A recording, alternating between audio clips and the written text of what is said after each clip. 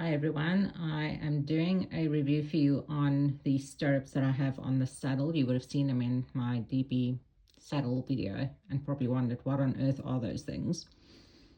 I don't know anyone else who uses these stirrups, but I really like these. So I've ridden all kinds of different stirrups like most people. The reason I chose these is because they are safety stirrups, which I'll run you through in a minute. And I tend to get foot pain and knee pain and whatever, pain in general. So I needed something with a larger footbed to support my foot better, and it's actually fixed all the other associated pain of having a stirrup, a footbed that was too narrow, and trying to balance on that. It was really not good for my foot or my knee or my ankles or anything else. So these stirrups have fixed it. So I have actually also owned the English version of these stirrups. They look slightly differently. I'll pop it in the video for you so you can see what they look like. And both of them are equally comfortable. So the first thing you'll notice is these, you can see my fender is actually quite straight. Now, if these were normal stirrups, I would have had to turn my fender 90 degrees like this to actually get my foot in the stirrup.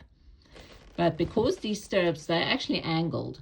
So the way you see the fender now is the way it's going to be when I ride in it. So I've got my boot here. I'm going to show you what this looks like. So if my foot goes in, now this is all the way in. I don't ride like this, but I just want to show you the angle. You can see nothing's changed. My fender is still sort of at a 45-degree angle. So I don't have to twist the stirrups to actually get my foot in, and that reduces a lot of strain on my knees, for example, or my ankles. So when I ride in these stirrups, I kind of have my foot in like this, and I'll pop a photo in for you. Now, it doesn't look like a lot, but when you look underneath, you can see the footbed of the stirrup actually extends quite far under the ball of my foot. So my foot's not just going to come off. The way the stirrups work is it's got a bit of a cage, which I'll show you that in a minute, but your foot doesn't actually go into the cage. It's just to stop your foot from going through the stirrup and getting stuck, essentially. And the other part that does that are these little parts at the top here, so your foot can't actually go in and get stuck. If you do fall, and I won't demonstrate because I don't want to break my stirrup, if you come off, this post is actually a rubber post. So it'll just literally come off all the way open and let your foot out. So I like the idea of all of that. You can see it's got some grip here, but it's not like cheese grater style. So it's just enough for you to have something to put your foot on and provide some grip. But it's not cheese grater sort of strength grip, because the idea is that the foot comes out if you fall off. So that's really important. So on the other side, it's got this mechanism that looks like a cage. Now, this is actually going to be sort of parallel with the horse. So the horse is not going to be affected by this, and your foot's not going to be affected. It's literally the space in which your foot fits. So it just provides that stability to the foot, and to position your foot correctly in the stirrup, because it does work at an angle. So the other thing people generally notice with these is they're quite heavy. These are stainless steel stirrups. They are a little bit heavy, and the idea behind that is if you come off, the stirrup wants to stay down, so it's not going to want to stay on your foot and follow you up or wherever you're falling. They want to hang like this, which is beneficial in actually getting your foot out. So it has to function in the way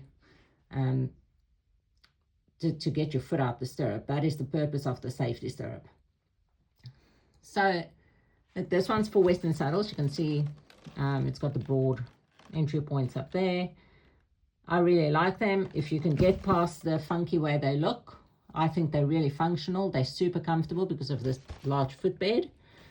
And the English version, obviously the connection to the stirrups is a little bit smaller there, and it's more rounded than Western version. So I'll pop up the picture for you. But I've owned both, and I really like both. And the only negative thing I can say about the stirrups is this little post. I've had one break on me, and I actually think that was partially my fault because I wasn't careful enough with them. So these are rubbers posts. Obviously they're joined to the stirrup here, but I think just in my day-to-day handling of the stirrups and so forth, I probably just wasn't careful enough. And when you lose your stirrup, it's super easy to get your stirrup back. And I think sometimes I've just kind of pushed it over there and been a little bit careless, and that caused it to break. The manufacturer sent me more, so I've got replacement parts now. So you can kind of see what that looks like. And the way these kind of go on is you just pop the old one off if it's still present. You clean off the little area at the bottom here. There's a little metal pin. It's quite short, and that actually fits into the, so that this initial part of this thing is firmer than the top, but it all can come away, so you're not going to kind of be hung up on these.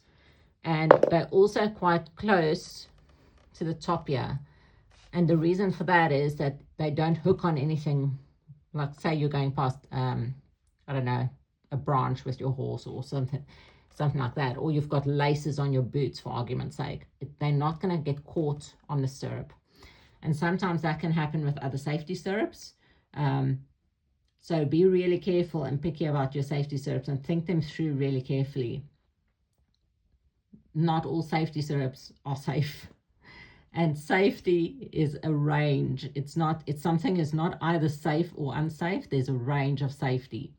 So it really depends on your appetite for risk and what you feel is an appropriate risk mitigator for you in terms of what stirrup you use.